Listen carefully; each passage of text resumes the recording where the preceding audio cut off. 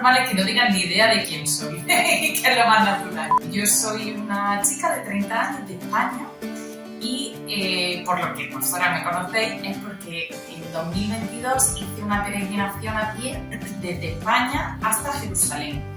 Desde un pueblecito del noroeste de España que se llama Finisterre, que significa fin de la tierra, hasta Jerusalén, haciendo un poco más de 6.000 kilómetros a pie y sola. La razón por la que hice esta peregrinación es porque sentí de una forma bastante clara y fuerte que era lo que Dios había puesto dentro de mi corazón. O sea que esto fue 100% un viaje de fe.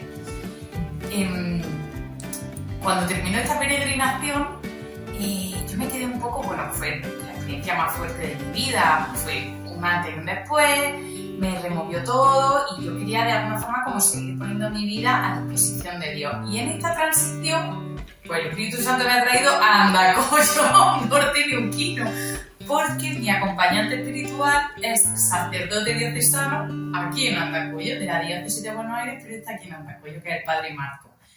Y la relación con el Padre Marco viene porque nos conocimos en Calcuta en 2017 haciendo voluntariado allí con las misioneras de la caridad. Me acompaña espiritualmente y eso me llevó a, en esta etapa un poco como de discernimiento, de asentar un poco todo lo que había pasado a lo largo de la peregrinación, pues surgió la posibilidad de poder venir aquí un par de meses y conocer cómo se vive la fe aquí, pues pasar aquí una época, y llevo aquí un mes y no puedo estar más contenta.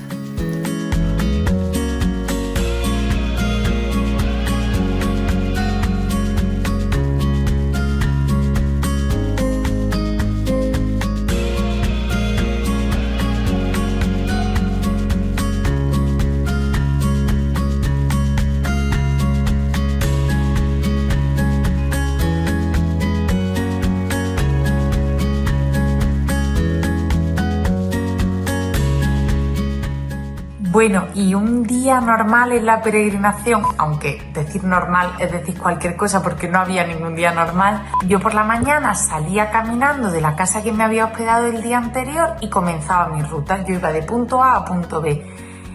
Iba con un sentido, pero no iba con todo muy organizado, sino que un poco veía más o menos que hubiese algo de población en un radio de 20-30 kilómetros para caminar una media lógica al día. Y entonces caminaba ese trayecto y cuando llegaba a mi destino de ese día buscaba un sitio donde dormir. Si me encontraba alguna familia que me hospedase, fenomenal. Si la iglesia estaba abierta iba a preguntar al párroco. En fin, lo que hacía cuando llegaba principalmente era buscar un sitio en el que yo pudiese pernoctar. Una vez que tenía el sitio donde pernoctar, lo que hacía era pasar la tarde o lo que quedase del día con esa familia, compartir, comer juntos, charlar y compartir un poco el regalo de la vida. Ese era un poco como mi día a día. Y luego, económicamente, yo había ahorrado dinero para hacer esta aventura, pero lo que me di cuenta es que el presupuesto que yo me había montado luego no tenía nada que ver con cómo fue el viaje, porque la verdad que los gastos fueron muchísimo menores de lo que yo tenía en mente, porque al final dejándome hospedar por la gente, viviendo en casa de las personas que me iba encontrando por el camino, los gastos son muy, muy pequeñitos. O sea que eso fue, la parte económica fue una parte muy sencilla en ese sentido. Y luego la parte espiritual fue muy importante. Tuve sobre todo dos grandes acompañamientos, psicológico y espiritual. Psicológico con mi psicóloga, que hemos ido como viendo cómo iba avanzando la peregrinación, qué cosas iban saliendo. Al final hay mucho trabajo de introspección y salen los demonios, salen las cosas sin resolver, las heridas de la niñez, etcétera. Y luego en acompañamiento espiritual con el Padre Marco, que me ha ido acompañando mucho también espiritualmente, confrontando, ayudándome a digerir todas las cosas que han pasado a lo largo del camino.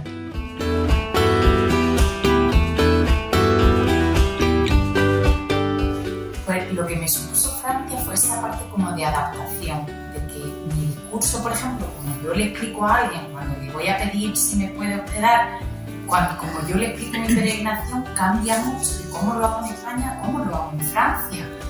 Entonces esa parte como de entender la cultura, cómo son, por ejemplo en Francia hay muy poquitos sacerdotes, Entonces las parroquias las llevan los laicos. Y yo fui como aprendiendo todas estas cosas, pues tengo que ir a la parroquia y preguntar qué laico lleva a la parroquia para ver si por ahí puedo preguntarle si me puedo quedar. Como que iba intentando entender cada parte, cómo era la gente en ese sitio para ver cómo podía yo acercarme a ellos y pedirles si me podían ayudar.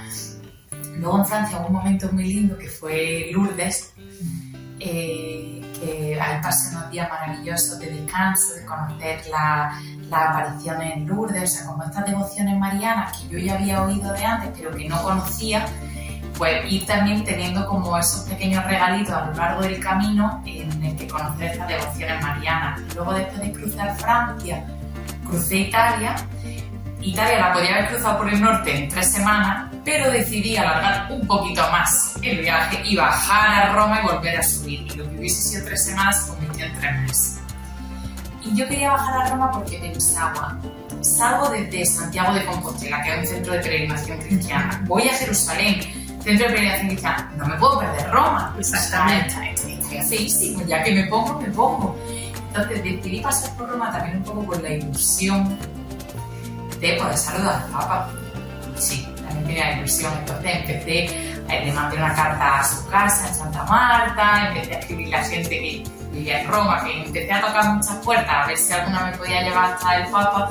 Y yo llegué a Roma un viernes y no tenía respuesta del Vaticano de que podía saludar al Papa. Y el lunes por la mañana recibí un email diciéndome que el miércoles podía pasar a saludar al Papa en una audiencia general. Ese fue otro de mis grandes regalos, poder conocer al Papa Francisco y compartir unos minutos con él fue maravilloso. Hay una foto muy bonita tuya con tu nariz.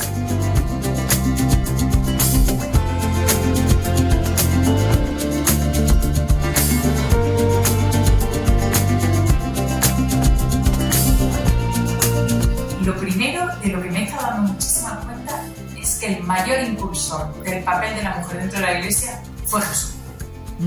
O sea, si hay alguien que rompió esa lanza, el primero fue Jesús. Y ahora, lo que yo he vivido en mi peregrinación es... Yo empecé la peregrinación pensando, la mujer está muy valorada de la Iglesia, soy sacerdote, y la mujer... Me he dado cuenta peregrinando es que las que sostenemos la Iglesia somos las mujeres. Y es maravilloso. Y las mujeres son las que sostienen las parroquias. Son las abuelas las que transmiten la fe.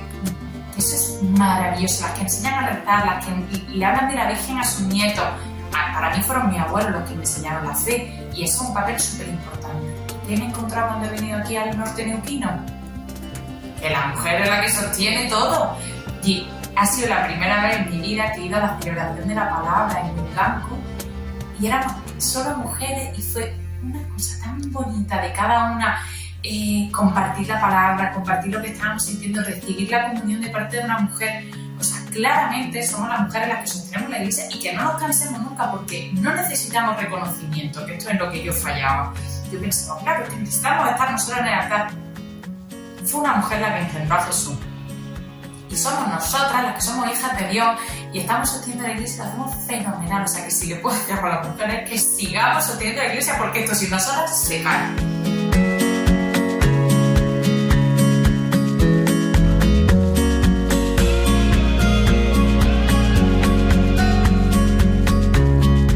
Yo lo que le diría a los jóvenes son 2 cosas.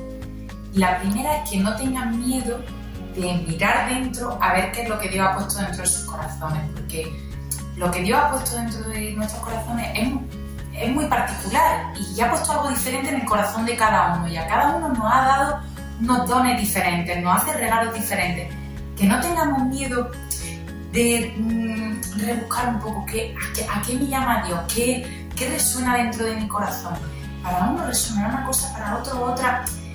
Y ahí es donde Dios nos está ofreciendo nuestra plenitud. Entonces, que no nos dé miedo asomarnos un poco dentro y rebuscar un poco dentro de nuestros corazones qué nos pone Dios, porque nos hace un llamado muy diferente a cada uno.